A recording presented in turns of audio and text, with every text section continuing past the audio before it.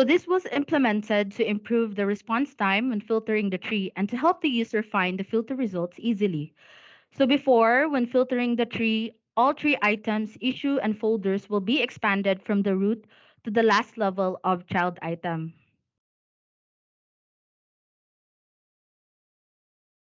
Now, it will only be expanded on the first level. So let me show you. So I will filter the tree from the root. And as you see, tree items are expanded on the first level only. So the user will have to manually expand each item to see its sub-issues and subfolders. Or the user can use the expand all option in the context menu. So let me try another scenario.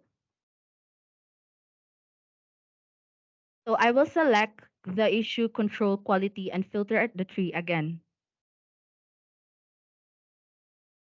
As you see, it automatically expands to the selected issue. So if the last selected issue or folder matches the filter query, it will automatically expand and select that issue. Now for the last scenario, I will select quality management and search for high level design.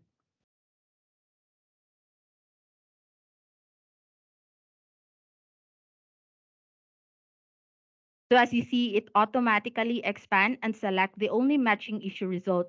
So if only one issue or folder matches the filter query, it will also automatically expand and select that item.